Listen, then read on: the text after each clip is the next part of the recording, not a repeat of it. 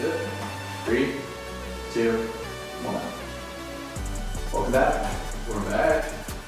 Wow, this is gonna be fun. I have Diego on today. This is technically like episode number 2.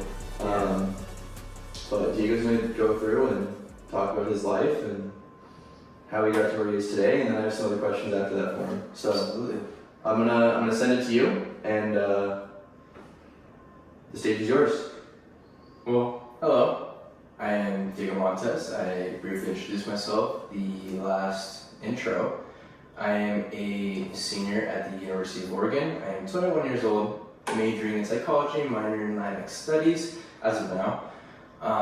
And I currently work at Halfway House Services, so I work with individuals. One sec. Okay? I want to make sure you're actually being recorded. Sorry. I just looked at this and it gets, let's see, hold on, I should play this back a little bit.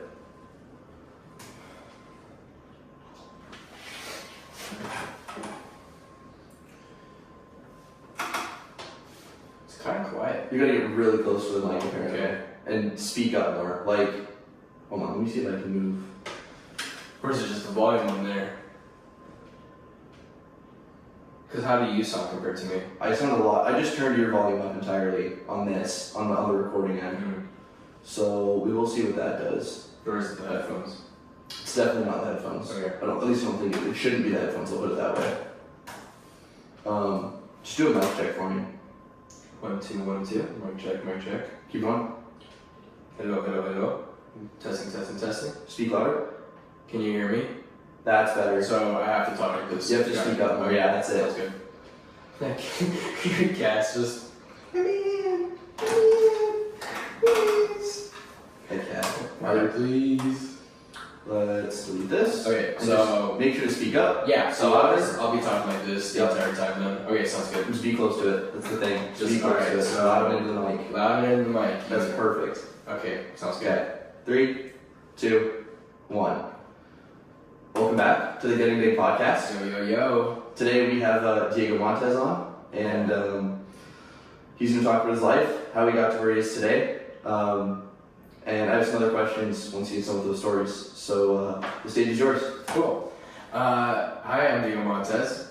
You guys briefly got an introduction from me back in the last episode. I am going into my senior year at the University of Oregon. I am majoring in psychology, minoring in Latinx studies.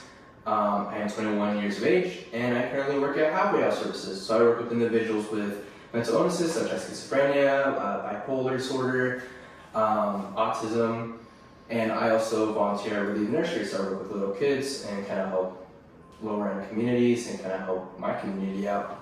So I'm really happy to be here. I'm happy to be interviewed. So this is very exciting.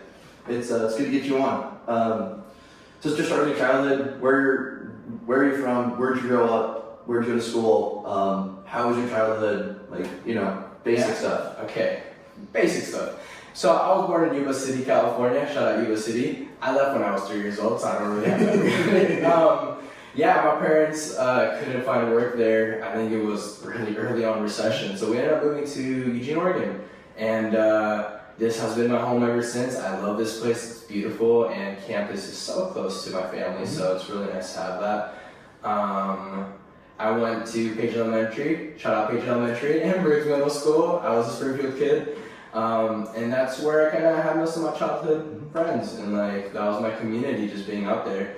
They able to switch around once I got to Marist Catholic High School. Shout out Marist, where I met Talon. Yeah, freshman year. Yeah, and it was definitely a change, demographic, and kind of just everyone was different than I was, but it was definitely an adjustment, and I'm really happy I went there because I met a lot of awesome people, Yeah, dude. including Talon. So Yeah. Talk about that demographic change. Talk about that feeling of sort of being, I don't want to put it this way, but being the minority in that school. Marist was Marist was a very white school, predominantly white school. Yes, just talk about that. Talk about how that sort of opened your eyes to it. Talk about the difference that made compared to Springfield. So growing up in Springfield, Page, Briggs, like just that demographic, I had a lot of Hispanic friends, and I grew up in a Latin community, and branching away and going to Marist, where was a private school where a lot of individuals came from wealthier backgrounds, I definitely felt like an outsider. And I just felt like I didn't belong for the longest time, and I felt like I was playing this character trying to match what other people had that I didn't have. And it kind of sucked because the way I grew up with people, it made me feel like I needed to hate my culture, hate myself, hate my family for why are we in this position, like why am I this, why am I not that?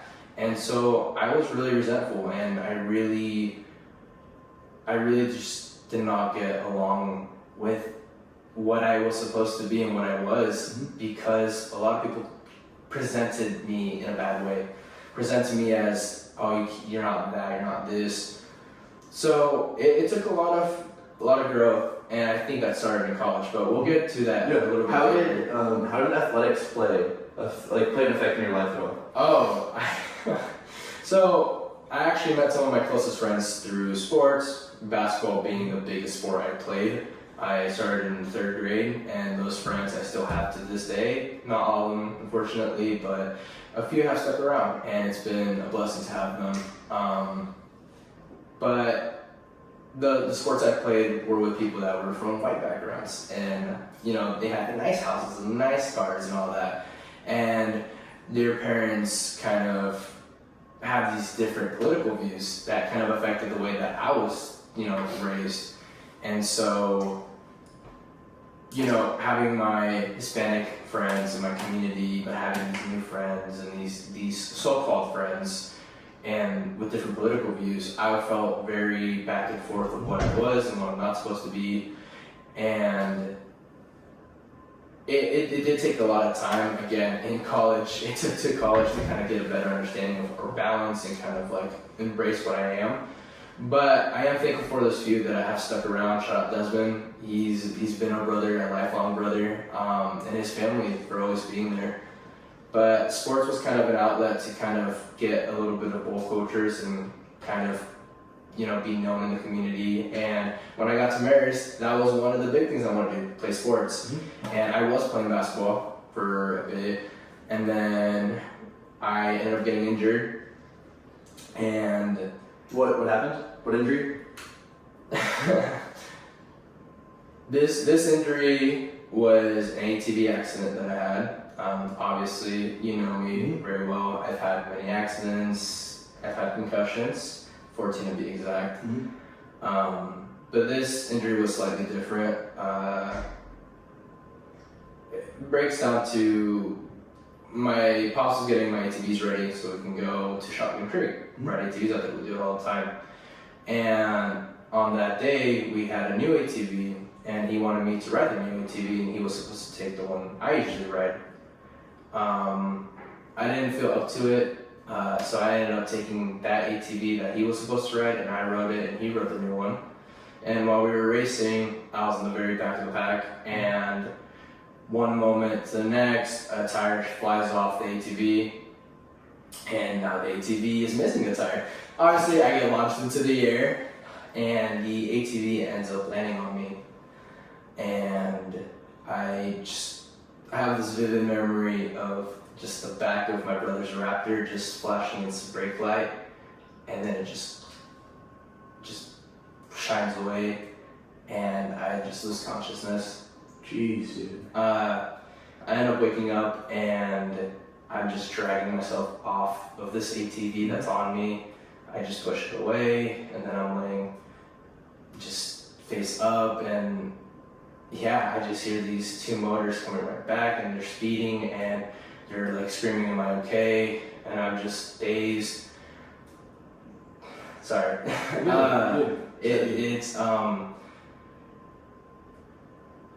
They tell me to kind of just stay still, and I was like, no, I'm okay, I'm all right. Let me get up, and I get myself up, and I stand up, and I walk a couple steps, and then I fall down.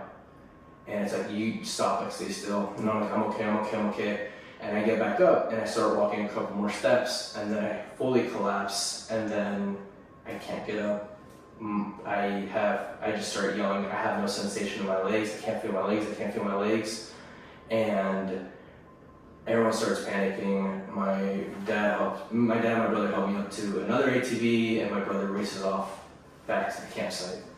And the entire time I can't feel my lower half of my body, and I'm just in pain, literally in pain and just in shock. They end up racing me back to the hospital, and I am just aching in pain. I had no fractures, luckily, and what ended up happening is I quote unquote got paralyzed. It was a couple weeks of recovering, and what happened is my body just shut down. My lower half shut down. Jeez. And my body went to full shock, and what was going on was a defense mechanism because of what happened. And you know, I still get nightmares about it actually, and every time I get on like a jet ski or an ATV, my body shakes. You know, there's a little tremble. And I still remember, you know, just being in that hospital bed and my dad just crying and apologizing and just being like, I'm really sorry, it's my fault, I should have checked the tires. And I'm just telling him the entire time that it's okay, that it happened. You know, if it would have been him, and you know, what could have been worse, and I'm just grateful that it was me, that I was okay.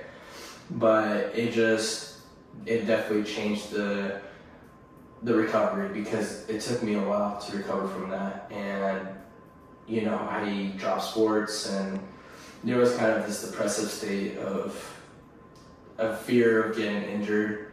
And yeah, it kind of changed me away from athletics, and then I started developing different habits and started to gain weight and kind of have this depressive episodes. But that's just one of few major injuries that I've obtained in my life. Looking back on that, how thankful were you that it was you on that ATV, not your dad? Every day, like every time I think about it, I'm glad it was me. I can't fathom just seeing my dad get in an accident like that. You know, he means a lot to me, and yeah, I would have it no other way than for me to be the one that had that injury. And it's a learning lesson, and it's a lesson to be careful. And I'm just thankful for what it was, and that it wasn't worse. Yeah. So you played basketball through your freshman year, is that right? Yes. Through your freshman year. So that freshman year, you also had some heart problems, correct? I did have some heart problems. So let's talk about that, and how much of that happened due to athletics and due to, you know, that side of it. How much of the athletics pushed you away because of those heart problems? So freshman year, I guess my heart beats at a very slow rate. It's on the line of like being just very dangerous. And the way I was eating primarily was a huge factor in health. Obviously, like if you're eating the wrong food, it's gonna lead to heart problems. So the correlation with my heart issues, and also the way I ate, and with anxiety and stress, it just led to this one night me needing to be rushed to the hospital. That was homecoming, wasn't it? Yes. Wow. Yeah, it was there. Yeah. You, Griffin, Griffin's date, and I specifically remember like hanging out with Griffin and hanging out with my friends, and like we weren't super close our freshman year. Like we were in two different friend groups, and that is what it is, you know. But I remember like you and Griffin were really tight, and you guys have always been tight. Yeah. And I remember just like him, like me walking out, like seeing you, and he's just like sitting down, and him sort of like, hey, like, are you good? And it's like, yo, like Griffin, like what's going on, you know? Yeah. And I think you left pretty shortly after that, but that was one of the points in time for me where it was like, you know, like what is like that was a pretty scary. I mean, Sue, first of all, now have a classmate that has passed away, and knowing that, like, that is a pretty heavy thing to deal with. How did that affect you emotionally, mentally? It was one of my many wake-up calls about just my health, and you know, obviously I had slip-ups. Like we've talked many times about how many slip-ups and fuck-ups and all these things that, you know, always bring me back down to old ways and habits. But it was just one of those times where you really realize how how easily life can be taken away from you. And that was scary. It was a very scary experience, and just not understanding what's going on and seeing my family be distraught and my friends be distraught and just not knowing what's going to happen next, it definitely changes you. Yeah.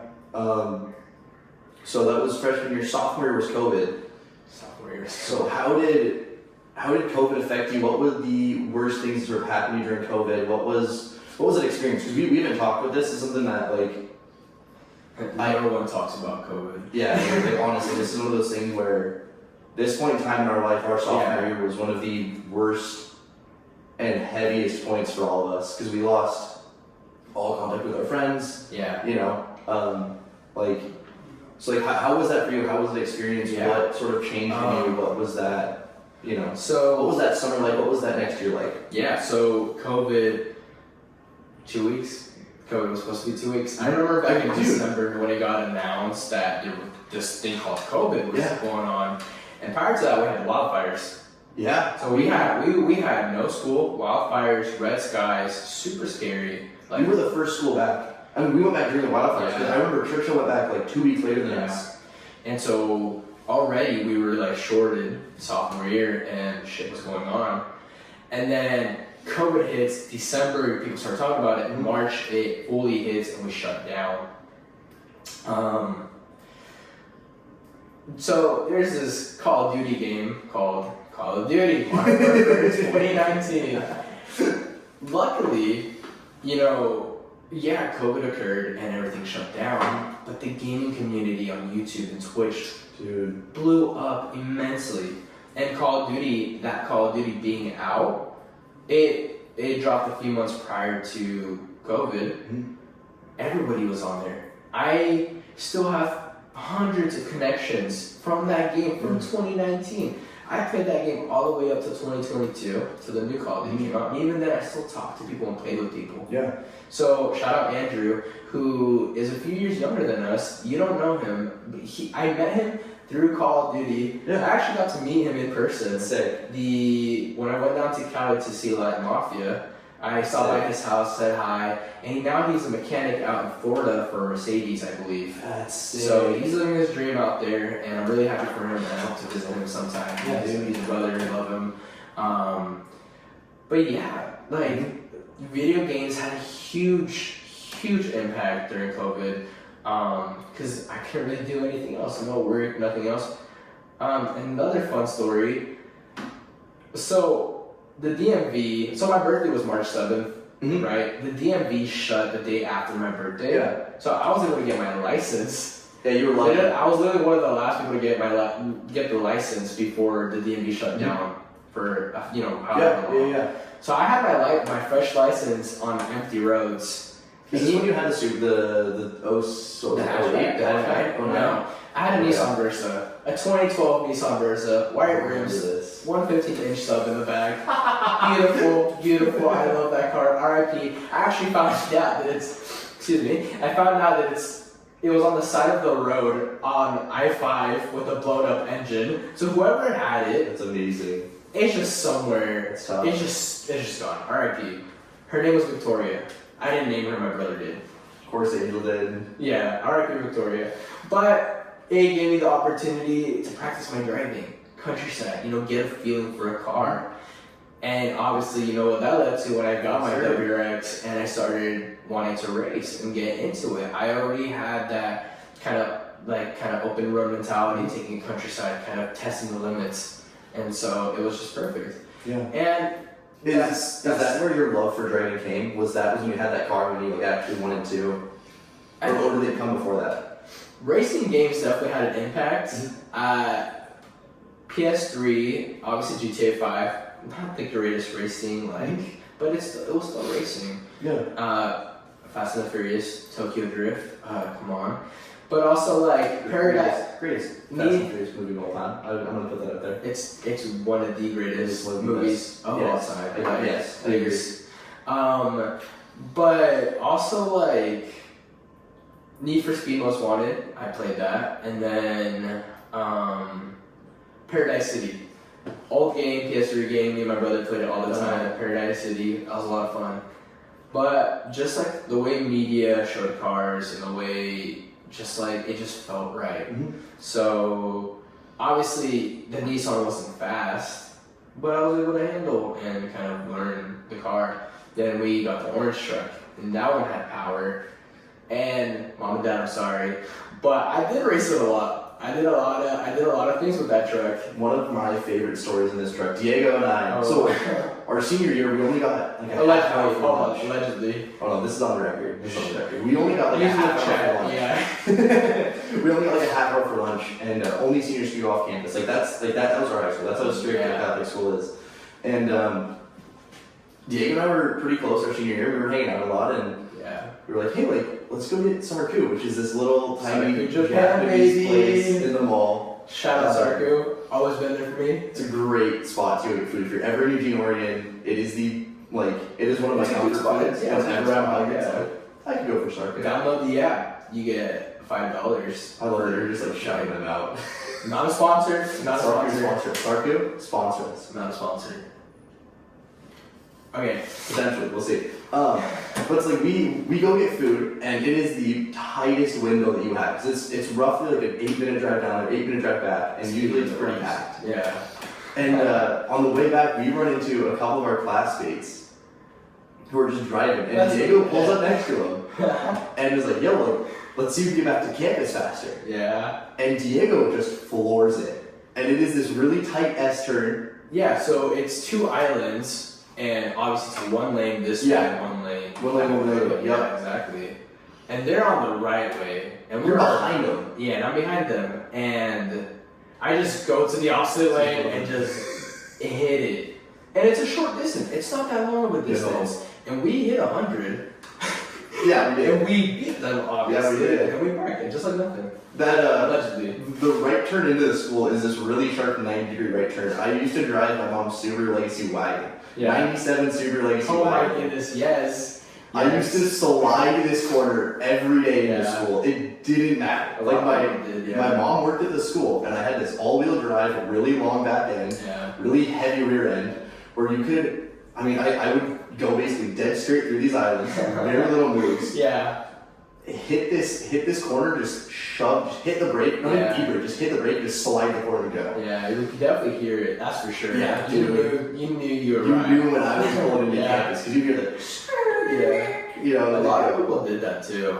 Like, that is still one of my most favorite drives, is to whenever you're just like doing nothing, like doing slide a corner, you know? Yeah, I miss that car. That car was so much fun. Auto seat belts. The auto belts were so sick.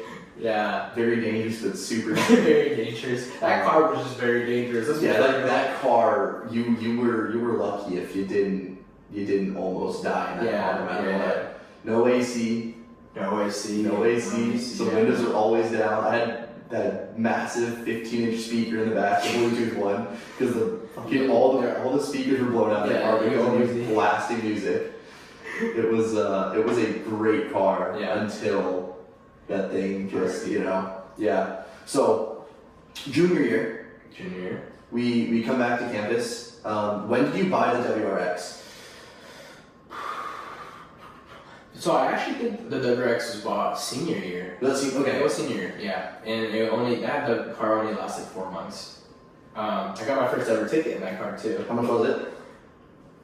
350. For what? It was like 7 over the speed limit. Shout out Max Griffin. We raced. I lost the race. Motorcycle cop. That's tough. Yeah, because Max said his Mark III Supra, right? Mark IV? I think it was Mark III. Was it 3? I don't remember. Hit the Supra. I remember the tire didn't shoot out and no clue. Yeah, all I remember is his car was where those islands are. Mm-hmm. I think his tire was just gone or out. I think he just hit it too hard. Yeah. So, we had Ferrari's class, and you're supposed to show up prior to the class starting for like extra credit and stuff. But I didn't have any more misses or lates to show up. So 1, I was racing him. 2, I was just racing to get to class. I still made it on time though, surprisingly. But that was my first ticket ever, and my parents almost killed me. Get rid of the car. I didn't get rid of the car until later. But you sold it really, because as soon as they announced that they were making the WRX, I mean, you bought it for what, 10K? Yeah. And sold it for like 16, Yes. 17? Yes, I did.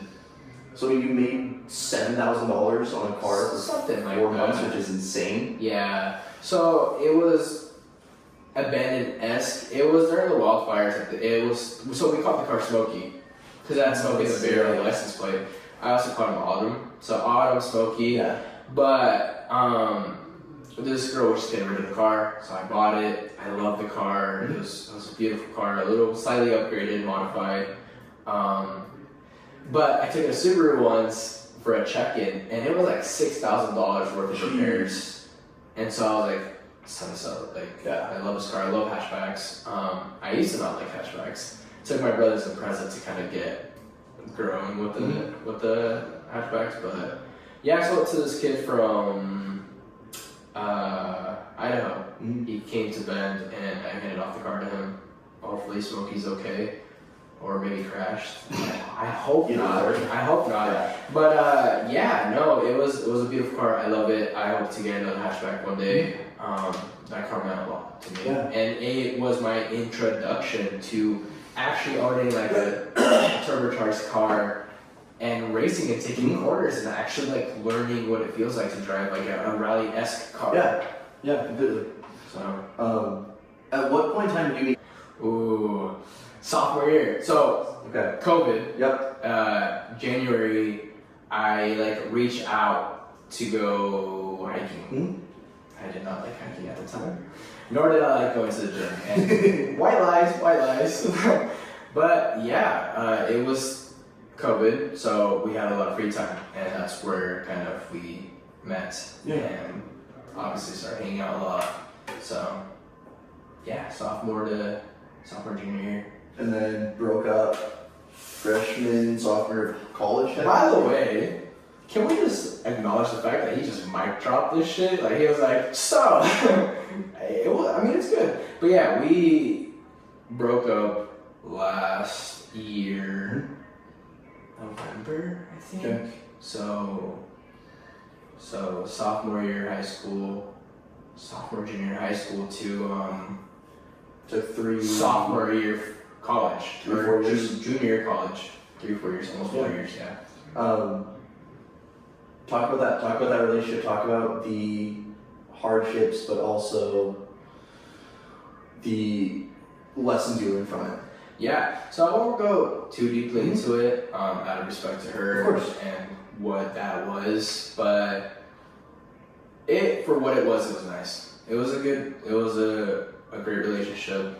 I had a lot of fuck ups. Obviously, I was learning how to like, love someone, and that led to kind of some downfalls in terms of my thinking, and there was a lot of things that occurred between us. I won't speak on her behalf, but for me, it was a lot of insecurities, kind of not fully trusting someone, and that leads to tendencies and really a toxic environment, and I to this day I still apologize for that stuff, because that shouldn't have been the behavior I showcased, and it was, and obviously not good, but that is a lesson to be learned to kind of grow into my next stage in life, not only for my next partner, but for myself, for my family, and so forth.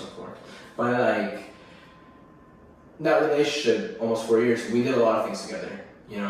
She was my first for a lot of things, and she showed me a lot of things about my culture that I didn't appreciate at the time. Like, when I talked about it earlier, that I didn't appreciate my culture, I hated it, I grew up with this mentality.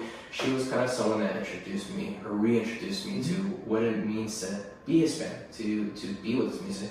And at first, I was so stupid. I didn't like it, I didn't appreciate it. I was like, why are you doing this? And over time, it just grew on me.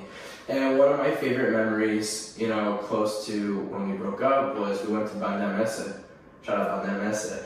Like, Jake with the shout outs, bro. yeah, how many do we have? But like, yeah, it was my first banda experience of like going to Mexican music, and it was great. Like, as a white person, what is this? I've never heard of this. Banda, it's just a concert. It's just a concert with the artist, but it's like 20 like You got trumpets, you got all these people playing, but it's one okay. artist. That's sick. Yeah, that's really fun. They had a different opener. I don't remember who the opener was, but it was a lot of fun. And from now on, like, I want to go to more biomass. And I'm thankful that she showed me that and kind of pushed me to do that stuff. I just wish I did it sooner. Yeah. But you can't go back in time, obviously, and you can't think of the what ifs. You're just here now. Yep. You touched on some of those toxic tendencies and toxic ideas. What were some of those for you? Insecurity. Oh my god. One of the dumbest things I ever did, and I'm just gonna be transparent. Of course. Gym environment. Mm-hmm. I was one of those of like, why are you wearing this? Why are you doing that? I had no right to do that, and it took a lot of maturing to fully understand that I was completely in the wrong. And to the very end, I apologized for that behavior, and I hope I never exhibit that again. But it was, again, not fully trusting someone to be their own person and do their own thing. I think one of the biggest setback and regrets was just how much we were together. We had no opportunity to kind of be apart and be our own person. And that, I really truly believe that's what led to kind of the disbanding of the relationship. Yeah. Was because we didn't allow ourselves to kind of like our own things and do our own things, because we were constantly talking to each other on the phone and talking in person and doing this every so often. So that's just a few things that kind of If there's something you could say to her right now, what would it be? Thank you for everything. I'm sorry that this is what happened. I feel like I fought to the very end, even when she was fully done with me, and I just hope that she's doing okay. So no hard feelings. Good. At all. Good. That's what matters. So I'm gonna transition a little bit. Okay. How did you get sponsored by Subaru to the ground? So, selling Smokey, I love that car. I saved up some more money and I bought Osiris. That's my 22 WRX. Osiris, I've always loved the name Osiris. I have a Minecraft server. My dog's name's Osiris. We'll get to Mia later. I love Mia. Yeah. But my first dog, Osiris, Minecraft server. Haven't been on there in years. But yeah, I bought a 22 WRX, first of the new generation. A lot of people didn't like it. I enjoyed it. It wasn't the most pretty car for what the basic car was, but it was a lot of fun. So started with that. I actually pre-ordered a Honda Civic. I remember this. New gen Type Honda R, Civic. Not the Type R. No? It was before the Type R released. Okay. But Type R's are also like 48 grand, and my car was like 32 grand. So that money difference was not there at the time. If I would go back, I think I would still buy the WRX and maybe get a Type R later on. Yeah. But so I bought the car and driving it. And slowly I wanted to do things to it, but I didn't really know what to do. People were telling me, oh, color match the paint, or change this. But at the time I didn't have the funds for it because I had just bought a car. I was working at Panda Express, not making that much money. So how did you, what gave you the ability to actually buy the car in the first place? So selling Smokey and then just saving up my money. My mom, so one of the biggest things was my mom would take a percentage of my check, every single check. Every 2 weeks I got paid. Yeah. She would take $500 every check. Okay. And how much were you making monthly? $33,000, somewhere in there? Yeah, over. I was working a lot of overtime. I think in 1 week, I got up to like 84 hours. Jeez. My longest shift ever was 19 and a half hours. I remember this point in time. Yeah, and that was one of my last shifts ever working at Panda Express. Okay. It was a lot. It was a lot of stress, and being 18, 19 at the time, it just took a lot out of me. I developed a lot of bad eating habits and back pain and other just joint knee pain. Still love it. I love everybody that I work with for the most part, and the fast pace, it gets you going. Yeah. And the customers, for the most part, were great. Like, you always see some regulars, and they were nice and stuff. But yeah, so I got the car, started driving it. Within the first couple thousand miles, I ended up hitting a pothole. Oh my god. I still have the original tires in my backyard that I actually need to change out after this recording.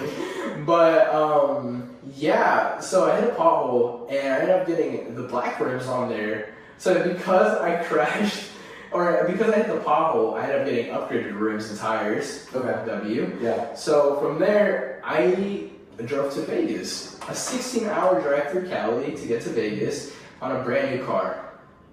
I don't remember this. And I don't remember this whatsoever. it is one of the best decisions I have ever made. Really? Me and my brother, he had his Impreza hatchback, and I had my WRX, and we drove 16 hours Straight? just going, yeah, That's crazy. through different turns and traffic, and it was one of the best experiences ever. Because I have this brand new car, you know, at the time I had my partner and my sister in the backseat, and we just went for it.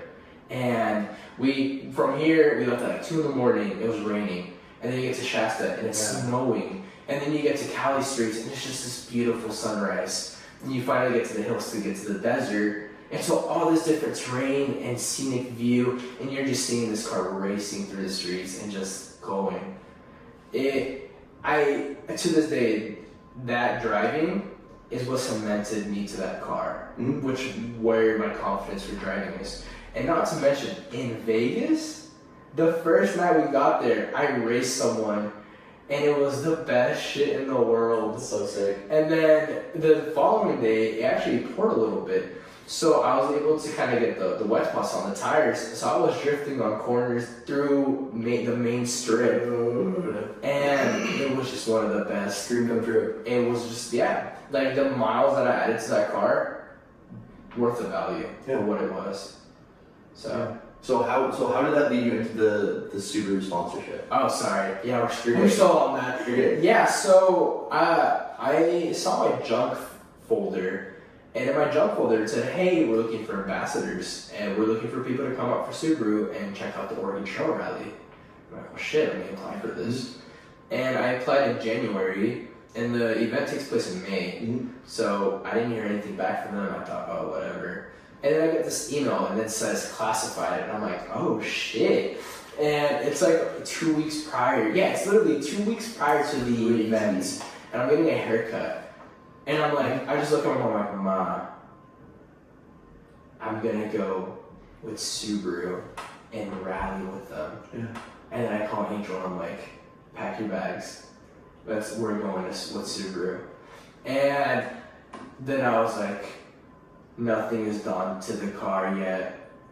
It was just a basic white motherfucking car. So, shout out to Amazon for express shipping. We ordered a bunch of things. You know, I got the STI wing, the mud flaps, the skid plates. Like, we needed to go. And luckily everything came in and we were able to install everything to get that car ready. And we drove up there to Portland and like we see all these cars racing and just Travis Pastrana's there with like the entire Subaru Motorsports team. And you're just like, holy shit, we're actually here right now. And my car gets the sticker, the SA2, and to this day I have that sticker. Like you've seen it. Like, and my car looks so beautiful, and it has a blue tip exhaust too. Shout out to Cody and I forget the other person that helped me, but shout out to them for helping me install that. But thank you to everyone that helped me like install these things. Without them, I probably would have paid more. But yeah, like I'm with Subaru for 3 days with Travis Pastrana. I'm fucking eating tacos with Travis Pastrana. Like it's an amazing feeling. And yeah, that was that. We drove from Portland Speedway up to the Dalles and up to Golden Gale, and throughout these 3 days racing, and it's beautiful, scenic, big like wind turbines and just all these routes. And I was able to drive a couple of the routes, and that was also really fucking sick. Yeah. They like give you the countdown and then you just take off. That's it. And my car is, it's stock. It's not upgraded, so it's not a fully rally car. But I mean, I still pushed it. It's what I do. Like, you know me too well, like, yeah. like regardless of what level, I'm still gonna push that car Mhm. because I know what that car can handle. But yeah, I think, you know, made me want to keep pursuing the racing and the driving. And we've talked a lot about this. Like, I am hoping to have my own, you know, team and car and be sponsored and just drive. Let's do it. So that's the game plan. I'm going to backtrack a little bit. So you talked on the concussions a little bit. You had 14 concussions, is that right? I've had 14 concussions. Where have the majority of those come from, and what have been the effects that you've noticed? Yeah, so 14, a couple from basketball, elbows to the head. I got a football to the head. That's just a random one. Snowboarding, got one to the head. ATV accidents were the majority. Okay. I'm trying to think what else. Bonking my head on different fucking things. My worst one, which has had the biggest effect, which is also my most recent, was I was working at Panda, and someone opened like this metal like cabinet door, and the corner actually got my temple. So fun fact, the temple is like the one no-no spot to get hit because it's the most like fragile spot. So I got hit, and I didn't think much of it. I was like, my head, like I got hit, like it kind of blacked me out for a second. But I finished closing, I went home, went to bed. I woke up, I got out of bed and into the bathroom, and I was okay, you know. I get out of the shower, and my left eye goes blind. Whoa. And then I get lightheaded, and then I like start screaming for like help from my mom and my brother.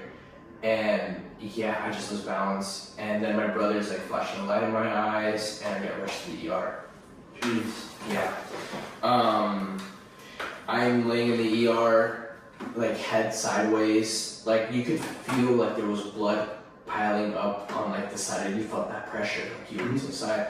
And I'm just aching in pain. Like compared to the other concussions, I've never felt this much pain. Yeah. And they finally do all these tests on me, and it turns out I had an internal bleed. Whoa. And that's why I had so much pain. And they gave me a bunch of steroids, and it was a very terrifying experience. They also said that it was very dumb of me to go to bed right after I got hit because my survival rate was very low. I don't remember the exact number, but I could have passed away, which is kind of scary to think about. But the residuals of, you know, having so many concussions, it just led me to depression. And I got diagnosed with depression, chronic depression. And ever since then, I felt clouded. So I have this constant cloud feeling. You know, it takes me a second to think, or I forget things really easily. And I am progressing more towards memory loss, and which is really tragic.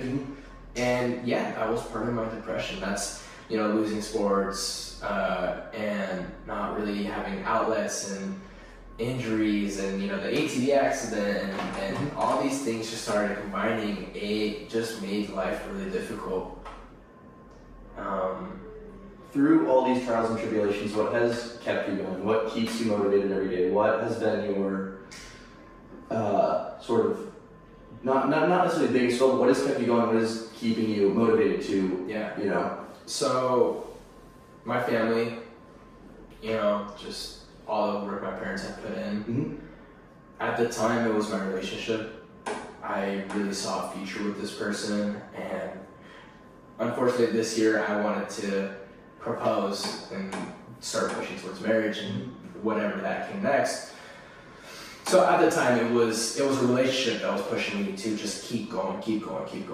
And after the breakup, which was in November, apologies, I think that's the biggest, like, what the fuck am I doing? You know? That was sort of a wake-up call? The wake-up call came like months later. Okay. Because, you know, what kept me going was that relationship, was my family. And then my friends, obviously you guys. Yeah. But I wasn't in the picture as much because I was so busy with my family and my partner at the time. No, dude, Diego went MIA for literally 3 months. We had heard from him. I mean, being a college golfer, I was in season, so I wasn't really around everyone anyways. But I remember reaching out a number of times like, hey, like, let's hang out, let's do this. I didn't hear from Diego until January. From November to January. So from the first time I heard from him, it was like, dude, like, are you good? Like, are you okay? Like, I gained up to 260 pounds. I had dropped school. I was suffering at work, and I was crying every single day. And my family could only do so much. My friends could only do so much. I felt embarrassed to even show my face. And I just felt really apologetic for everything. I just felt like I was guilty for a lot of things, which, you know, I have done a lot of fuck-ups. Not to just her, but to other people in my life. So this period, I had no hope or idea what I was doing anymore. Only recently did I kind of like start finding myself again. I think my birthday was kind of when you guys showed up. yeah, dude. So I'm about to start crying. So January, I went to this concert, Latin Mafia, one of my favorite artists, and I went with my brother, my sister, and my brother's girlfriend, Valeria. And I'm thankful that they went with me. This was the very last minute, we're gonna go. And that was one of the first times that I was actually alone and, you know, single. And I definitely cried a lot before the concert, during the concert, and after the concert. And I think one of my biggest things was I felt guilty that my ex wasn't there to experience that with me. And obviously coming back here, depression, no school, this mentality that I'm gonna get fit, like I'm gonna start working out, and I didn't. Like I just didn't. I couldn't do anything. So I drowned myself in work. I worked so many hours. I think literally January, I think I made like $6,000. Jeez, I mean, hey, good money. Good money, but I was just deteriorating so badly, and I was eating like at 2 a.m, like just junk food after junk food, and I just couldn't stop. It was my only comfort. And another big component was I had no one to talk to at night, so I was alone with my thoughts, and you know, it took me back to freshman year of high school when, and it was hard. And March came around again, and I wasn't supposed to do anything for my birthday. I didn't want to. I didn't think people would show up, and I just wasn't in the state. And then my coworker Emily, one of my close friends now, she's amazing. I'm glad that I met her. She took me out with her friend group for that night for my birthday to just go out and experience like the bars. And Wetfoot, shout out Wetfoot, a fight literally breaks down, and you see glass and then drinks flying. And that was and I was a little intoxicated, obviously being my first night, being 21. And that shit is to this day, that's one of my core memories. It's just that happening. Yeah. But I'm also thankful for Mary. Mary was the one that let me get her apartment, let me use her place to throw a party. So we had, I think it was a week out, I sent these invites, I had just made it off Google, and I just sent them out to people. Yeah. And I didn't expect people to that many people to show up. Liz's mom made me a cake. I'm thankful for Liz and her mom for doing that. That meant a lot to me. And yeah, I think I had 35 people show up that night, just in and out, and just saying happy birthday and just talking to me. And to this day, that meant so much of just having those people show up for me. But you did. Yeah, dude, it was a lot of fun. We have some good pictures. I don't remember that much, but it was a lot of fun. I was shirtless for solid. He always he's always shirtless. I'm gonna have to do a shirtless episode now. Cut the mics. Cut the camera. So anyways, yeah, so 18 shots later, 4 beers later, Jesus. we went out. So we went to many different places, and it was awesome. It was fun, and I loved it. And the night after, I went out again. And then the night after, we had a tennis party. Were you there? No. Oh, you missed it. Anyways, I went on a 4-day bender. No hangovers. Shout out my Mexican genetics. And yeah, it was a lot of fun. Haven't partied that hard since. Yeah. But it was kind of like these people are in my life. And after that, yeah, I was still having these experiences, these signs of depression, and I still had a lot of lonely nights. But that was like one of the first times that I just felt like I wasn't alone. For what it was, I did the unfortunate thing of keeping in contact with my ex all the way till actually July. Finally took my advice. Yeah, so we'll get into that. But so flash forward, end of March, I meet this puppy, and it's a cute little dog, and I was just supposed to babysit her for a couple hours. That's what Liz asked for, and me and Tina went to give the pups a bath. And this little puppy, curled up, comes over to me and just lays her head on my thigh while I'm driving on the countryside.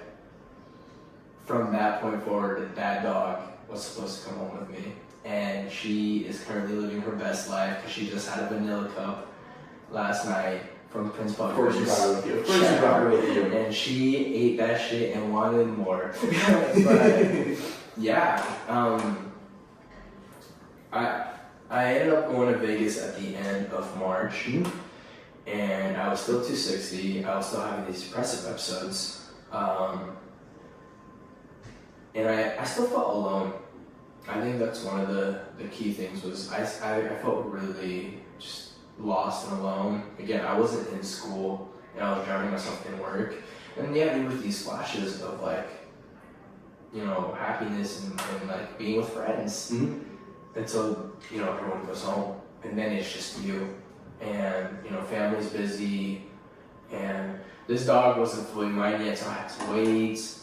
So yeah, I come back from Vegas, I'm 260 still, and I'm telling people, oh, I'm getting fit, like I'm going to the gym. I was going to the gym. I was eating like a motherfucker. Like I was eating the worst food. So I was still 260, and I'm like saying all this shit, like acting like it, but not actually being it. So then April hits, and still talking to my ex, and things take a turn. I find out she's actually talking to someone else, and then she ends up blocking me. And that point broke me. It broke me so hard. It felt like I didn't want to show my face. I felt embarrassed. People were like, we told you so, and I'm like, no, but she's different, she'll change it. And I'm not faulting her. Like, she made her choices, and, if that's what she wanted to do, that's understandable. Back then, it wasn't as understandable, I hope my advice didn't come off as I told you so, and more as like, hey, like... No, it's fine. Like, I kind of deserved it, too, because, like, the ignorance is bliss, but the bliss was not there. Like, there was no bliss there, it was just ignorance. So that took me down a dark road, and I just felt lost, and I couldn't talk to people, and my parents were just like, I sort of remember Angel, my older brother, telling me this, just, Diego seems serious now, like he doesn't joke anymore with us like he used to, and I'd be like, are you okay? And every time I'd go out, he's like, hey, are you coming home tonight? Like, are you gonna do something stupid? Like, are you still angry? Like, are you okay? And I'm like, yeah, I'm fine. Like, I have to be okay, Like, I remember I'd be at work and I would cry in the bathroom, come out of the bathroom to a resident asking me, hey, can I get this? And I'm like, yeah, of course, like, let's go do that. That's what I'm supposed to do. Or at early nursery, working with these little kids, like, you have to present yourself as like, you're happy to be there, you're happy to play with them. And then I would just get these thoughts of like she's gone, like what am I supposed to do now? And that took a lot. Like that takes a toll on you because you have to present yourself in this manner in all aspects of your life, work, going to these different places, and at the end of the night when it's just me alone, like no one's answering, no one's texting me back, then it's just you're just there, and so that's when I would break down the most. But there has been many breakdowns. Not many more, which I'm happy about. But, Good.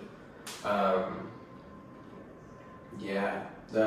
Towards the end of April, Mian was 8 weeks old, and we were able to bring her home. And that first night, she just cuddled up next to me in my bed, and I felt at ease. And I love that dog to death. Like that's my world right now. We had a lot of slip-ups because she kept peeing in the house. It's okay, man. And she kept pooping in the house. Not anymore. She's a very smart dog, being German Shepherd and Husky. She's growing very quickly too. But she has become one with the family. My entire family. I see it. Yeah, and they always say hi to her and play with her, and just she's a major factor, and I'm very thankful that she's with my family now, not just for me but for them too. Yeah. But yeah, May hit the hardest because I finally had the dog, but I still felt low, and I still had contact with my ex. She would reach out every few weeks here and there, and I couldn't let it go. And now you guys do this, like I couldn't let it go. Yeah. And I mean, I've been there, I've done that. Like we'll get into that in my episode, but yeah, it was definitely like, been there, done that. Been there, done that. Yeah. And I'm still trying to play like I'm okay. May 8th was the first time I was like, okay, it's time to get on my shit. Like I've been depressed long enough, like maybe let's be more physical, like work on my physical health. I was still 260 and I wanted to be at like 195 by September 22nd. And to do that, I ended up walking, I think it was 40,000 steps. So I would average like 8,000 or 9,000 a day. And all of a sudden I went for the 40,000 steps. I had blistered, bloodied feet at the vet at night. I couldn't feel my legs. I was like tearing up. But it was the first time that I cried that wasn't related to what had occurred, but it was actually like physical pain from what I had achieved that night. And so from that day on, 25 to 30,000 steps felt like nothing. And to this day, I average 20 to 35,000 steps, and I get that shit done. Good shit. And as of today, I am currently at 217 to where I was at 260. So I am down 43 pounds in under a few months with the plan of going to 195 to go even further down. You have been an amazing inspiration to me in the gym as well. I mean, my gym journey is a little different. With being an athlete, kind of have to be in the gym with all this other stuff. But you actually like putting in the work to get on the cut, to like actually track your calories, to actually like use ChatGPT, like hey, like this is what I do. Yeah. Because I eat fairly well, but then I also have the days it's like you go and eat Taco Bell twice a day. It's like, whatever. Yeah, it happens. It happens. But I was constantly trying to I get to 190, I get to 200, like all right, cool. Yeah. And then immediately put the weight back on. Yeah. And so just sort of having you and being that guy where it's like, hey, like this is what I'm doing, this is where, I'm succeeding, this is where I'm failing. It's like, oh, like now I have someone I can look at rather than these professional bodybuilders, Sam Sulek, all these guys where like you look at them and like, okay, like I see the results, I'm not, I don't see that, Yeah. And so truly having you like be that like sort of beacon of like, hey, like this is what I'm doing, like this is what you need to do, like this is what you need to work on, like eat protein, and like that made me dive into my own research. That made me dive into myself, like, oh, like I shouldn't be doing this. I should be drinking a protein shake right after I get into the gym because it helps with muscle growth and it helps, recovery. Yeah. And so like doing all this other stuff is really like, and I've seen the results. And it's different with me again, being an athlete, being in seasons. Right. I'm able to cut. I have to cut and bulk differently. Right. But it's one of those things where really having in my life and really pushing me and you pushing yourself. Like, all right, like if he can do it, I can do it. Yeah. You know. And Jacob is another role model. Like that kid's just ripped. That kid is just. He's just ripped. Mr. Fireman. Yeah. We'll definitely have him on He is at some Jacob. point. He is just But- ripped. Yeah, you know, and that shit wasn't easy. Mhm. I would average like 3 to 4K calories a day, just eating on no workouts or anything. And to cut down to 17 and 1900 calories of like the right food, which is low like sugar, low fat, like all these temptations, all these, you know, moments of crying or moments of weakness where I felt like I wasn't good enough. Or every way in wanting more and more and more. To this point where I'm not satisfied with where I'm at. I know I've achieved this, but I know that this is not the end goal, so I'm not going to celebrate it yet. Because if I celebrate it, then I step off the pedal. What's everybody happy for? Job ain't finished. Job ain't finished. Job ain't finished. Job ain't finished. And that's the mentality. Because you need to have that. You know, and people called it an unhealthy habit or you're doing too much.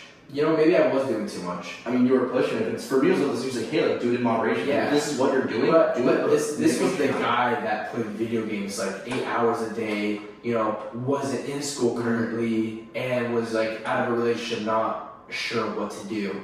Who, thanks to the gym, thanks to that environment, and you guys being there, I was able to get shit done that I had never done before in my life. And to the point where, yeah, I'm back to kind of the old me that, you know, used to bench 225. I struggle with it, but I know the mentality now is I'll get back to it. And that's where I'm trying to be at. So the gym has been a constant in my life. You know, I go twice a day when I can, and then I get my steps in. And I eat right. You know, I go on a run with my dog. It's just these physical attributes that have helped my mentality. I do want to say this. We are super thankful for you. Especially me, like, you've always been there, you're always the guy I can turn to. Like, we've gotten super close over these past few months. Yeah, for sure. And it's been great. And I know, like, the friend group really appreciates you and really appreciates everything you do. Some more than others. Some more than others, clearly. But we're all thankful for you. We're all really thankful that you're here and that you're alive, and, you know, we love you, man. Seriously. Yeah, I appreciate it. I appreciate you guys too. But, let's see, where were we? So that's May. And talking about the friend group, end of May comes up. And where do we go? To the fucking coast. Camping trip, baby. Yes. Not camping trip, but coast trip. Coast trip. It's a fun trip. You know, the twins were supposed to get drunk. And they were supposed to, like, be the one. They were supposed to get drunk, and we were supposed to be watching them. And that didn't happen whatsoever. So, besides Sienna falling twice and having So huge funny. bruises, See, I don't have to tell that story. That is a Sienna story. Yes, that is so the funny. only thing we need a segment of that story. So, I can't get over and it. then this dude puking. Accountability hand. Yeah, got it. What I've realized is I'm really bad at mixing my liquor. I'm really bad at it. Yeah. That night, I mean, I drank 4 beers that afternoon and then proceeded to just go hard liquor the rest of the night. Yeah, That's probably what I did. And then again, when we went to Rennie's a few weeks ago, I drank those beers and I had the White Claws. We will get to that story We'll get there. and That's the damage you've done to my car. I'm sorry. The trauma you've done to my car. And that's coming from me, who beats that car. Pause. Anyways, so yeah, we went to the ghost trip, and that was a lot of fun. And I'm still talking to that person. Yeah. And so this constant in my life was always back to her. She had moved on. She had a relationship, but we still talked to each other. And you know, there was good moments, but obviously it was very unhealthy. It was a very unhealthy thing to do. That second night that we drank, I drank a lot. I did too. We drank a lot. We drank a lot. And Together we probably put down, 25, 30 drinks? let's best not, you know, it's not a number. It's a mentality. Hey, when we drink hard. We drink for a purpose. I don't drink often, but I definitely drink for the entire month. That's for sure. But yeah, like I had broken down in the hot tub talking about it. It was the very first time I think I had opened up to you guys fully. I mean, I heard bits and pieces because you were closer than everyone else, but that was the first time with everyone that you had ever, like, been truly 100% honest. I think it was the very first time I cried in front of her. Yes. I've always been really good, again, because I mask it at work, and I mask it when I volunteer and do all these things. It was the very first time you guys had seen me cry. And I cried like a bitch. It was needed. It was very much needed. And then we all hugged, and to this day, that's a very key memory. It's just, we're a family. Yeah, dude. We're all a family. That trip really solidified it. I know that if I ever need anything from anyone, that I can turn to anyone in our friend group will be there for them. Right. It doesn't matter what goes on, it doesn't matter what happens. I mean, there will always be that forgiveness, there will always be that love, there will always be that. Shit happens. Dude. Shit happens all the time. Yeah. But we've stuck through all this, and so we're definitely solidified. Yeah. Yeah, like returning from that trip, I started hanging out more with you guys, and we were constantly doing shit. Like we do this, like for example, on Friday, we're going out again. Yeah. Sienna's leaving us to go to Pullman. Yeah. But yeah, she knows that we'll always be here in Pullman. Of course. Definitely visit her. And she's back, and when we get the opportunity to go there, we'll be Actually, sorry, Sienna, we're not seeing your ass again.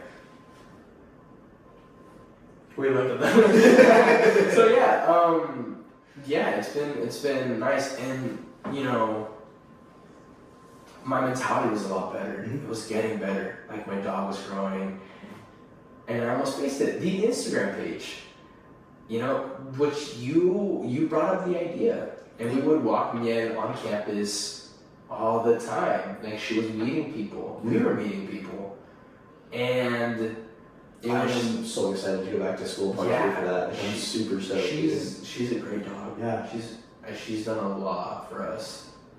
I know that dog has brought a lot of my joy back and has given me a lot to really pursue. I mean, my idea with the Instagram account was sort of like, hey, like, you're already walking our campus, let's take pictures, let's start to grow this account, let's see what we can do with it. And me being a digital marketing major, for me was like, well, this is just one of the things I put on a resume, you know? But it was more than that. It was like, I love being with you, I love being with her, I love seeing those interactions, seeing how much joy that she brings to everyone. Yeah. And it's, for me, the joy comes from actually taking those pictures and being able to capture those moments. Yeah, and it was one of the first times I had been back on campus since, you know, the breakup. Yeah.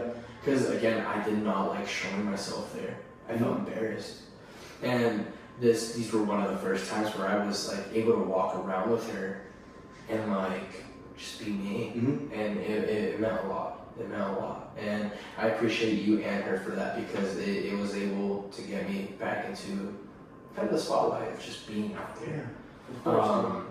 So yeah, end of May, we're entering June.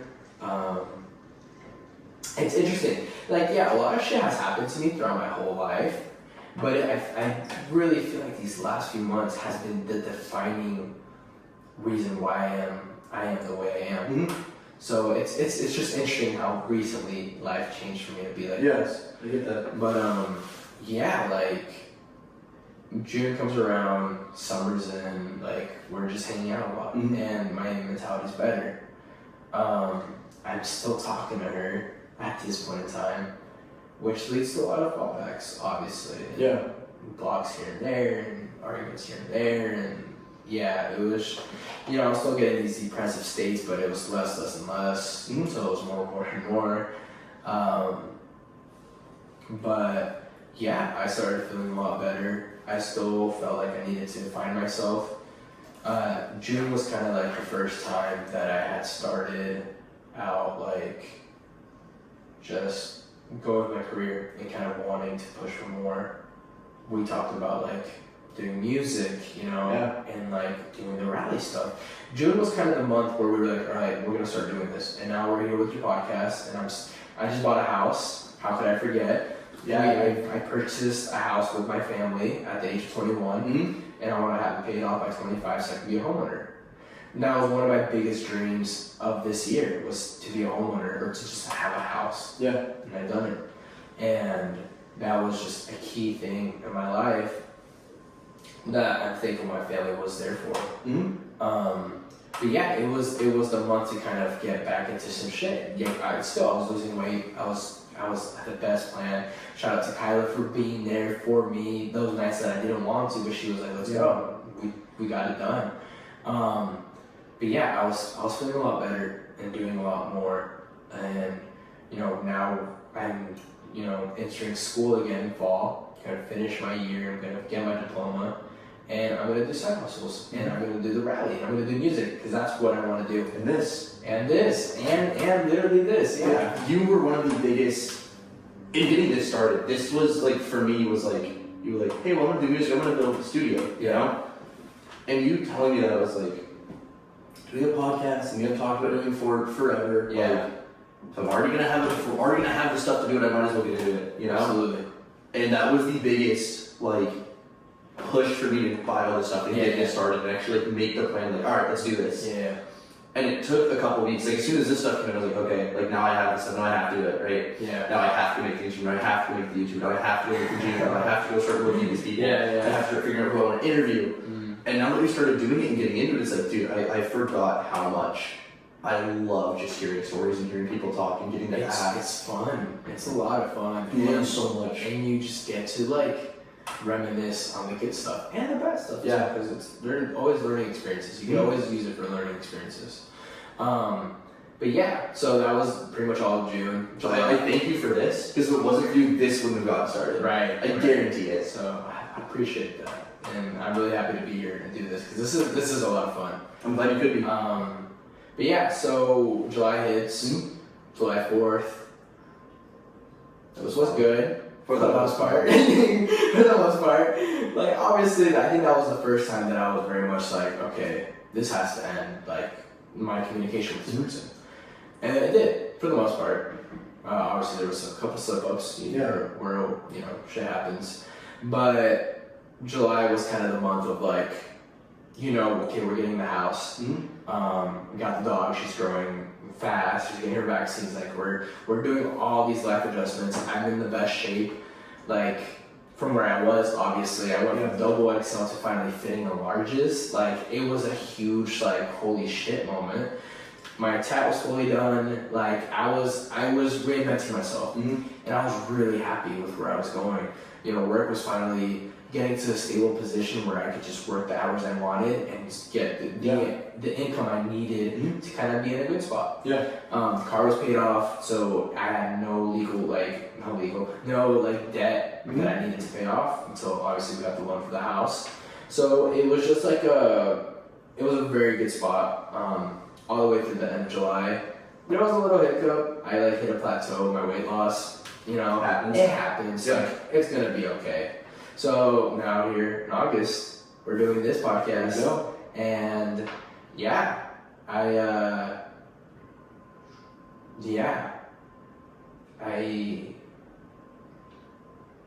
don't know, like for the first time ever, I feel like I'm finally present, and I went to see someone's birthday the other night, and I met someone, and you know, we actually went out and hung out last night. She's gonna go off to Portland in a few days, but it was the very first time I had actually like gone out of my way to like talk to somebody, and it was one of the greatest feelings ever.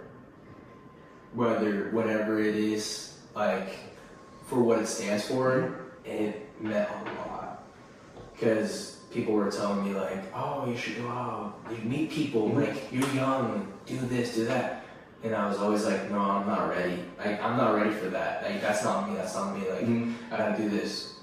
But this was the first organic, like, set moment in my life where it was like, why not? Like, let's do this. Yeah, well, when you told me that last night, I was like, I kind of went through that. We texted a little bit. For me, we'll get there. We'll talk about it. Yeah, of course.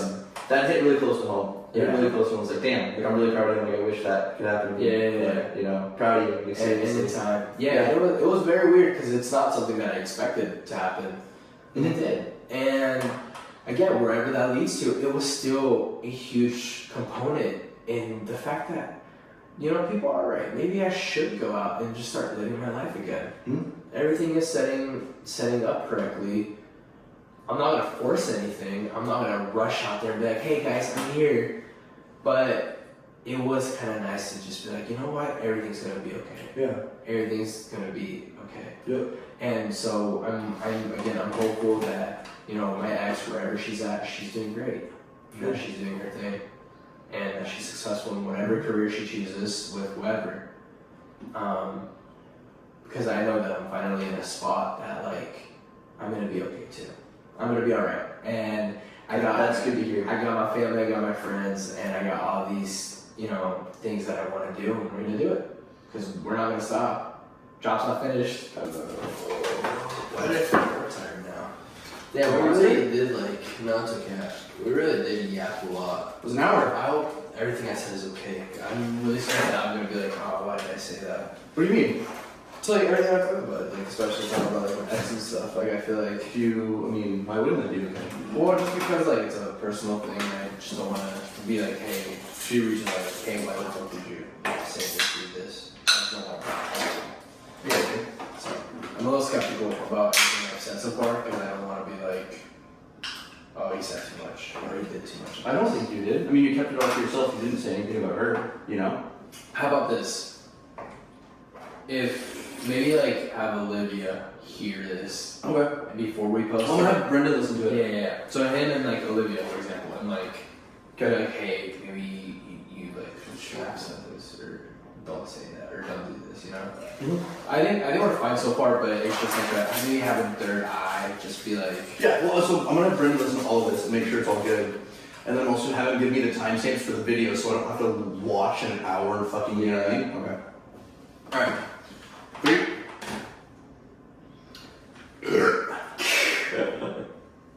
God, my hair is just getting worse and worse. You gotta just shave it. You gotta just pull the dad look, the full look. No baldness, just yet. Alright, we ready? Yes. 3, 2, 1, and we're back. We're back again. First segment was really good, and you got to hear a lot about Diego, and good segment. Really good. Yeah. Really deep, really honest, really truthful. Alright, I have a lot of questions written down. We probably won't go through all of them. There are a few that I do really want to touch on. And the first is, what advice would you give to your 8-year-old self? Oh, my 8-year-old self. Oh man. Don't give up on your dreams.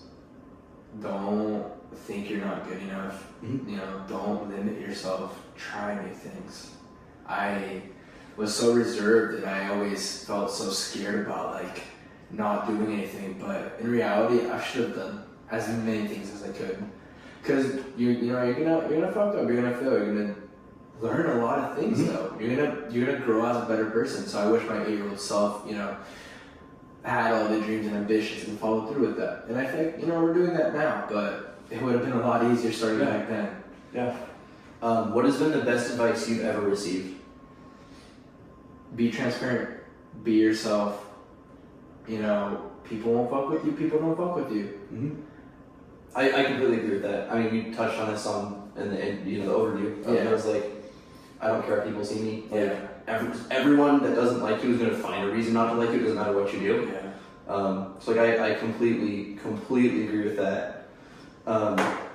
What has been your greatest success? That's a good question.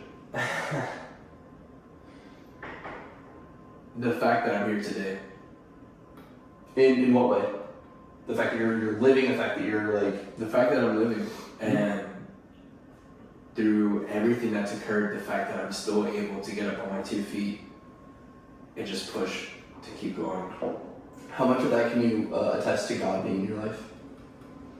Religion's an interesting subject, because there's been different phases in my life where, you know, God has played a role. As of now, I'm not too religious.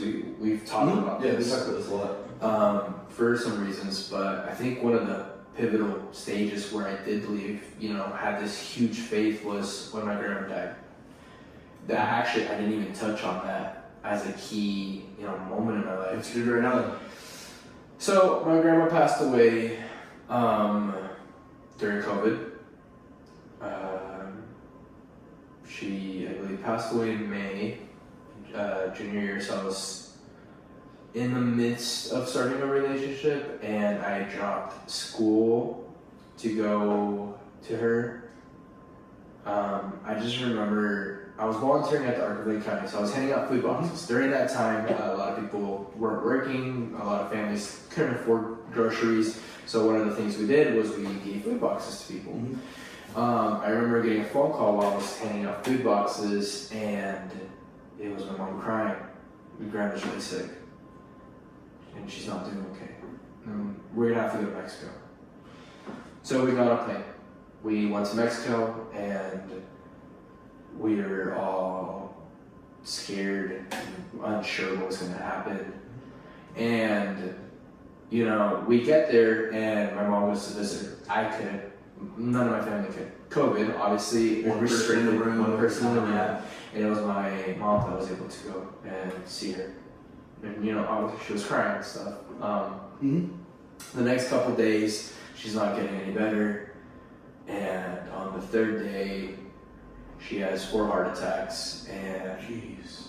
I'm sorry to hear this. and she passes away. It was a moment where everything just freezes, and you're just unsure what to do next. You know, seeing my mom go through that, her family, and just all of us were just in shock.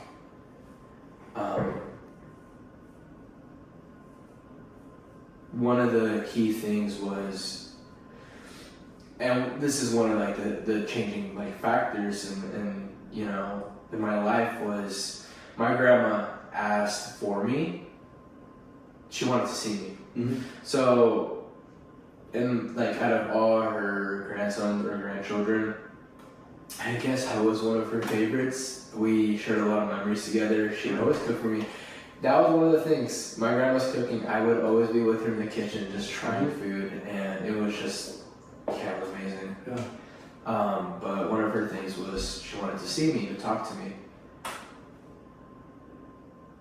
Prior to her passing, the last time I had spoken to her was 2 years. She went 2 years without talking to me. And she passed away. And I felt guilty. Because how could I love someone or have someone that loves me so much and I didn't give the time to talk to her, to see her when, you know, she was on her deathbed really, and she wanted to see me, and I didn't. You know, one, I couldn't because COVID. 2, I feel like I didn't give enough effort to like talk to her on the phone. And to this day, you know, there's moments where I wish I could have talked to her. And, you know, the faith part is just, I sometimes, you know, I do turn to God and say, you know, if you really are there, like,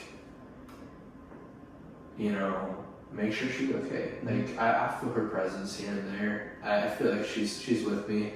You know, one of the interesting things is the night of her passing, my brother Angel had a dream. And he says, Grandma was talking to me, let go of my hand, said everything's gonna be okay, todo va a estar bien, and just crossed this bridge. Sweet. And when he woke up, when we all woke up, Grandma had passed away. So just hearing him say he had this little dream vision to wake up to, hey, Grandma has passed away, it felt a little surreal. Like if there is, you know, some sort of God or religion aspect out there, I think that is the one thing that I would truly like obtain to, that it's real, you know, that he had that. And yeah, when we buried her, I did not leave her side. I do plan on going back to Mexico hopefully this year, and I am going to go visit her. I'm going to make sure it gets cleaned up and she's doing okay, because that's the least I can do for her. Yeah. But yeah, that's where so-called faith is right now. Is it literally just is obtained to that moment. But besides that, I don't really have a present in my life. Yeah. Next question, what has been your biggest fail? Which time? So yeah, I mean, I feel like that's one of the big ones. I want to say my relationship, and not necessarily the relationship itself, but With your grandmother? no, sorry, let me clarify. With my ex. Okay. One of the biggest failures, not because of the relationship itself, but because of the way I set myself. Like, for example, work ethic, school ethic, like physical health, mental health. Like, one of my biggest failures was not optimizing and being the best version of myself for all these different things until I lost everything. I got you. So that's my biggest failure, was not being the person I was supposed to be the entire time until it was already too late to be that person for somebody else who had done a lot for me, which I feel like is not who they deserved at the time, and one of the key like things that I apologize for, because obviously like that's not someone you want to be with. That's, you know, navigate more cruising through everything without fully acknowledging it or taking care of it or taking care of themselves. So I would say that's my biggest failure. That sort of leads to the next question. So if you stripped away everything, your car, the house, the money, etc., who would you be? I would be the same person that shows up for other people and shows up for himself regardless of what's to come, and I would do it over and over and over. And you know, if anyone ever needs me, they know where to find me, because at the end of the day, it's how I carry myself. Like, I'm not a perfect person. I have my own faults. I've hurt people have hurt me. But if you ever need me, you know, if you ever need a message or to talk to someone, you know damn well I'm gonna be there. I don't give a fuck how far away you are. I will find a way to help you. And that's what it is. What is your biggest goal? As of now, just be happy. Just to truly value what I have and everyone I have around me, and get back to where I want to be. For the longest time, I struggled with identity and finding that richness, and I think I'm finally getting to a point where I can be myself again. So that's the goal. Do you think you would be where you are today, 2 years ago? And if so, what has been the change to get you here? No. So yeah, 2 years ago, even leading up to recently, like, again, I was in a relationship, like, and I was in a completely different path. So, you know, unfortunately to say this, like, yeah, maybe that breakup was a wake-up call to get to where I am at now. And even now, this isn't the finished product. This is like 50% of the way of where I actually want to be at. So, you know, maybe that's a blessing in itself of, like, you know, fucking up all these things to get to where I actually need to be with all these setbacks and failures, to finally like realize what I'm supposed to be doing. What has been the biggest challenge that you've overcome?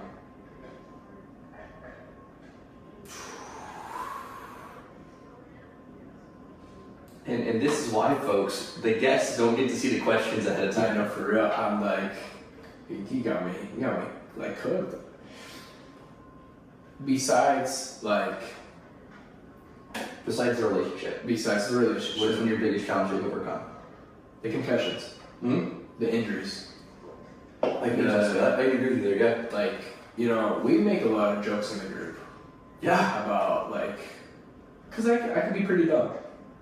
I could be very dumb. Hey, I'm right there with you. And my train of thought leaves, or I just forget things. It's difficult to look back to prior to the hits in the head, when I was actually, like, a lot smarter and I had an easier time understanding and learning things, to where I'm at now, where I'm constantly fogged, and there's depression cycles with that. So that's like for example, right now, I already forgot what the question was. What has been the biggest challenge you overcome besides the relationship? So yeah, literally injuries, like, and just the mental toll it takes on you, not just physically, but just mentally, how it can drain you. How do you try and stay more aware of the things around you with knowing that those things happen? How do you try to be more aware? More aware of like surroundings. Surroundings, memories. I'm all constantly like engaging with stimuli, like looking around or like talking to people. Like I'll start yapping away, talking about memories and stuff. Do you journal at all? I do journal some stuff. Yeah. Has that been useful? It has been useful. Okay. Writing stuff down, Mm-hmm. or just thinking about stuff, daydreaming, just like recognizing these memories and keeping them, because the more you think about it, you know, the more you remember about it. So that's kind of my workaround with that stuff. We've touched on this a little bit, but what does it look like to be Diego Montes? That's another interesting question. I don't know. I'm just being me, you know, like not every day is gonna be perfect. It's usually not perfect, but it's getting up, you know, getting yourself in the shower, maybe getting a workout in, getting your first few steps, saying hi to your dog, making sure your family's good, and just working on stuff or looking for the next project. School, seeing what you're gonna eat, especially if you're tracking your calories. Yeah, dude, that's hard. It's difficult, Yeah. but it's doable. Mustard has almost 0 calories. They round it to 0, but there's a few calories. So you're just down in bottles of mustard? I hate mustard, but yes, yes, it's literally, or low sodium stuff. Oh, don't get me into the sodium talk. It sucks. But yeah, like my life can be, you know, considered pretty bland. But then we go out and do things, and that's the best part. Like, I work hard the entire month, and then we go to like Seattle at the end of the month. You know, I won't be there for that. I know you won't be there yet, right. But we do stuff like that, Yeah. you know? Like, I have finally found a balance where I can work hard in all these things, and then ease off the gas and just enjoy myself, knowing that I'm gonna go back to working hard. Do you get guilty when you ease off? Do you get guilty with anything when you ease off the gas at all? Absolutely. How do you overcome that guilt? How do you push past it? How do you keep yourself from not overworking? So, because my mentality was like, listen, I've been playing video games for the last 8 years for 8 hours a day, barely like obtaining to anything in my life. Every single day that I work out, that I get my steps in, is to make up for those 8 years that I did nothing. So when I don't want to get the steps in, I go get the steps in. When I don't want to work out, I just show up to the gym and I work out. Because past me would have never even thought about that. And I'm going to be better than past me. And I'm going to be better tomorrow than today. And the next day, and that's what it is. And yeah, so if I fuck up and eat some food that I'm not supposed to, I make up for it. I don't sit, and you know, that was the mistake I made at the beginning. How dare you eat this fucking cheeseburger? How dare you do that? Like, you should be ashamed of yourself. No, it's, hey, I had this meal, I'm gonna go walk the steps, I'm gonna get the lift, and tomorrow's gonna be even better. And I'm gonna do it again. Because old me would have never done it. New me's gonna push even further than the day before. Is there a version of yourself that you miss?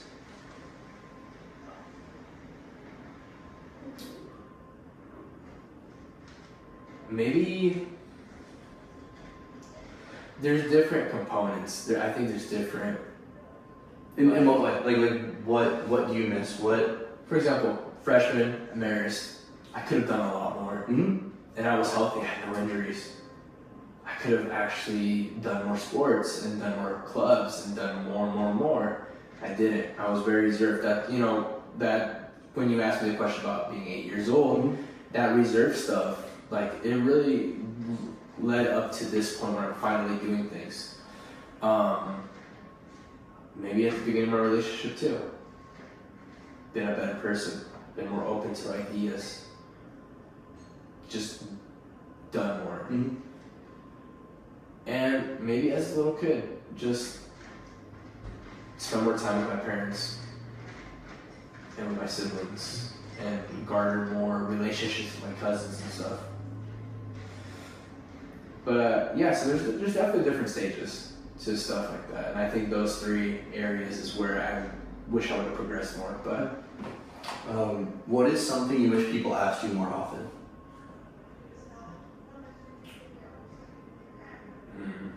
Maybe if I'm okay.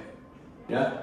Cause I don't really bring up how I'm doing unless like they kind of prompt it. Like once in a while, you'll hear a little, oh, this happened to me the other day. Yeah. And we talk about it for a few minutes and then that's it. Mm-hmm. But more oftentimes than not, because I mask a lot of stuff, people don't really know how I'm feeling. And so like, I'm sitting in this podcast and you ask me questions and I'm like, oh shit, I can feel the tears. And it's because, I haven't talked about it with anyone or I haven't told them how I'm feeling. So maybe just and this isn't just for me. Yeah. Like yeah. you can use this for any of your family members or friends. Just like asking, are you okay? Or is everything alright? Or how have you been lately? Mm-hmm. Because more oftentimes than not, there is stuff going on in someone's life that they just need an outlet for. And you can be that outlet. Not for everything, and you may not have a solution. But if you're just willing to listen to them, it changes a lot of things. What is your worst coping mechanism? My worst coping mechanism? What is your worst coping Eating mechanism? food. Yeah? Just binging on food. Quick dopamine hits by eating a bunch of comfort food, and you end up at 260. So that's my biggest, toxic. What is your best coping mechanism? Best? Going on a run. Lifting a heavy ass weight. That is the best coping mechanism for me. Mm-hmm. Either that or writing some poetry late at night. Just write your thoughts. That's what you need. Just let it out. Mm-hmm. Before we continue, Mm-hmm. the number one thing I do, countryside riding. Get in your car, Dude, driving is so good. hit your countryside, know your routes. I have 2 routes that are close and dear to my heart, that I know where the speeds you can tap the most power, Mm-hmm. and you just go. Because at the end of the night, after a workout, if it's 2 in the morning and I'm just not okay, I listen to some music, I downshift my car, and I just let the car take me. And you have the most control in that car. So I should have led with that. My biggest coping mechanism is that car. Just driving. Mm-hmm. It's just connecting with that car and just feeling like you're in control. And then after that, it's lifting and just getting in the gym or just getting on your feet and running around. And then, writing poetry, writing music, just engaging with that. Yeah. So, what would you say to the sophomore in high school that doesn't know what to do? just any sophomore. Doesn't matter. They don't have You a are path. either entering your sophomore year or exiting your sophomore year. You have either 2 or 3 years remaining of high school. Do everything. Clubs that you don't want to, clubs that you do want to, sports that you know you probably won't do good in, and sports that you probably will do good I'm gonna in. plug the water polo team right now. Go play water polo, Maris. And I'm gonna plug Petanque. Mm-hmm. With Mr. Baker, Mr. Boulanger. The most random shit I ever did. Petanque was fun. But it was fun. It was a lot of fun. And you just learn to make mistakes. Do so much shit. Not illegal stuff, like maybe don't drive on the opposite lane, going 100 miles an hour. Or do. But Be safe about it. we're gonna get canceled. So just do everything. And not only that, but do everything outside of school. Mm-hmm. Travel, hang out with your friends. Enjoy the time you have with your friends. And your family too. Value those components of your life. And begin looking at colleges for scholarships. Because once you get to junior year, that's when you can start applying to a lot of scholarships. So start looking early. You get a lot of money, free money that the schools will give you. Yeah. So do that. What are you most thankful for? My family, my friends, and my dog. Why? Because they're in the world for me. And they've done a lot for me. Even when I've let them down, even when I've fucked up or mistreated them, they've always stuck around. So you can say my friends are my family, and my family, well, obviously, is my family. And my dog, she's family too. Yeah. But It's definitely family. Sorry, I lost my list here. What has been the hardest thing to let go of in terms of an ex? In terms of An ex, like an ex-girlfriend. What has been the hardest thing to let go of? having someone there for you, a second person, someone that at the end of the night, after everything settles, is willing to talk to you about how your day was, whether good or bad. You know, what's next? What are we planning? What are we doing? So, yeah, that's stuff. What is something you couldn't tell her, but you could tell me? Good I couldn't tell her. But you can tell me. It's an interesting question. I feel like I was very transparent. At this point in time,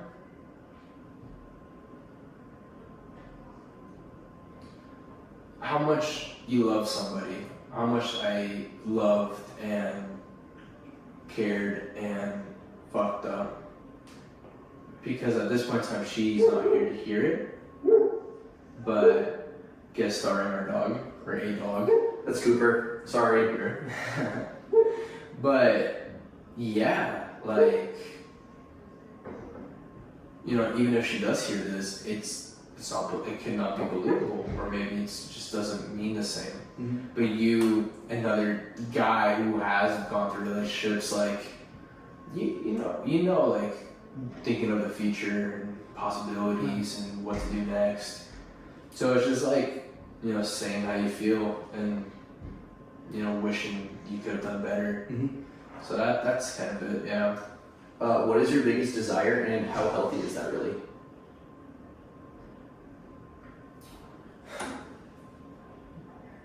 Physical health, I think, is my biggest desire right now. Get, not like ripped, but get to where I want to be. And it's the only reason it's unhealthy is because it leads to obsession. Yeah. And that obsession can be unhealthy because then, you know, you spend hours thinking of this or doing workouts over and over and over until you tear yourself. And it can be unhealthy. Mm-hmm. But it's good because, you know, when you do succeed, you see the results. Where do you see yourself in 10 years? Successful, healthy, hopefully with the family or at least a partner. Hopefully my parents retired and I'm there to help them financially. Maybe not here, maybe San Diego, you know, maybe out of the state. But I want to be somewhere doing things, not in the same position, but, you know, from where I started now, be somewhere and have a name to myself. So that's the plan. How do you keep yourself accountable in the gym, in life, etc.? And who holds you most accountable? So I feel like my friends and family hold me accountable, but the biggest component is yourself. Mm-hmm. So I definitely hold myself accountable. How do you hold yourself accountable? What do you do to make sure that you get things done? Make sure that you stay true to your word, stay true to who you are.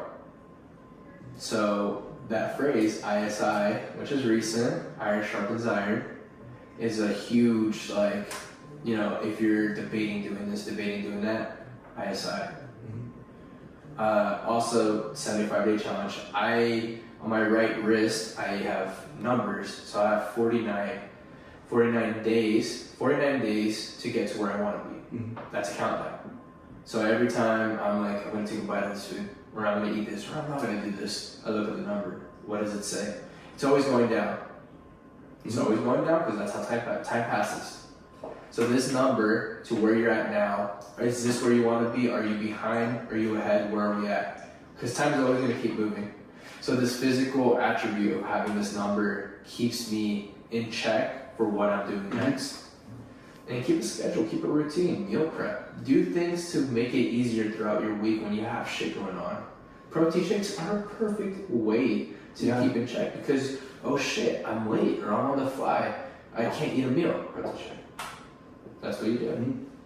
Mm-hmm. What advice would you give to someone who's just starting to get in the gym? I promise it gets easier and easier.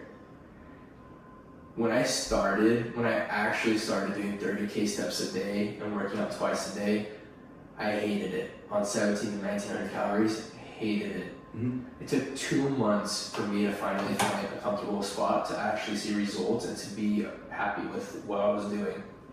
Consistency. Show up even when you don't want to. Because if you don't, you're not going to see any progress. If you don't push yourself beyond the limits, if you don't actually go and get shit done, you will never. And when you do it, it's more than just the gym. You apply it to all aspects of your life because you're actually doing something. You're bettering yourself. Mm-hmm. And so you put that work ethic in other things and you'll be so much more successful. If you were to give advice to someone who's trying to get into their dreams, for you rallying, for me golf, what would you tell them? You're gonna fail. You're gonna fail. I asked this Travis Pastrana, I'm like, what did I do? And they're like, well, you got a car. Well, you get a cheap car because you're mostly gonna crash your first car. And you're not gonna win the first race or the first couple, or you know you're gonna run out of motivation or you're gonna feel hopeless. Mm-hmm. You push through it. You understand that perfection takes time to perfect.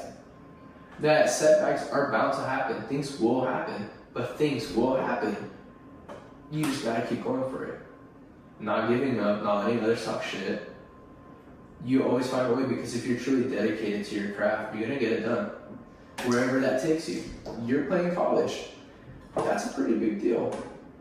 You know, not everyone makes it that far. Mm-hmm. You know, me going with Travis Pastrana and like racing for Subaru, never did I think that would happen, and it did. And so now it's up to me to continue on with that. Maybe not for Subaru, maybe not on a major team, maybe I'm not making the biggest name for myself, but I'm gonna do something because I don't want to do nothing. That's deep. I love that. What does I'm fine mean to you? See, now you got an overthinker mind. I'm fine can dictate a lot of different things. Maybe a stable mental position, but it doesn't really reach the complexity of like, are you fine in this, this, and this? You know, someone can say I'm fine, but be $1,000 in debt, or you know, someone just passed away, or you know, things are occurring in their life that you're not really understanding until you ask further clarification. Because I'm fine, it's just a quick response because you don't want somebody to go further into your life or to dig deeper. Because you're also suppressing those emotions most likely. Yeah. And the last question, what's the hardest lesson that life has taught you? That life is not set in stone. One day you think you have it all and you think you know what you're gonna do, and then moments later they take it away from you. And through that, there will be months of ups and downs and not knowing who you really are and feeling hopeless. But you keep going. You just keep going and things will work out. As long as you keep working for it. Thank you for being here. Yeah. Thank you for joining us. Thank you for letting me just pick your brain and talk to you. And you're an amazing friend. I love you. Truly, I'm excited to see where this goes. I'm excited to hear your interviews, and Yeah, I'm excited. excited to interview people too. I'm excited for Friday. I'll be in your side. Yeah, dude, it's gonna be weird. You're gonna have to like have a screen and all this stuff. Yeah, I'm gonna just be like, what do these buttons do? Yeah, I mean, you're gonna just start messing with things. It's gonna be weird. But Why is this on fire? yeah, really just exploded. Please no. Please don't blow this up. This is all $80. I don't want to do it again. Oh man. But hey, as always, ISI. ISI. Thank you.